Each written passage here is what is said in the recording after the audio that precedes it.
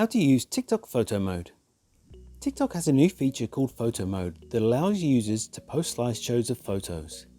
In this short video, I'm going to show you how to use photo mode on TikTok. But before I do, please don't forget to like this video and subscribe to my channel. To use photo mode on TikTok, open the TikTok app and tap the plus sign at the bottom. Choose how long you want your slideshow to be, so it can be 15 seconds, 60 seconds or 3 minutes long. And this will determine how fast your slides are switched, as they'll be automatically timed to fit the duration you select. Now tap on Upload. Here you can select photos from your device's camera roll that you'd like to include in your photo slideshow. Tap on Select Multiple at the bottom. Now tap each photo you want to use in your slideshow in the order you want them to appear. When you're finished, tap Next. At the bottom, tap Switch to photo mode. If you see Switch to video mode instead, then you're already in photo mode.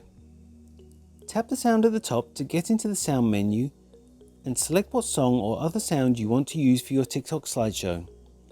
The sound will not be cropped to fit the timing of your TikTok like it normally would for videos.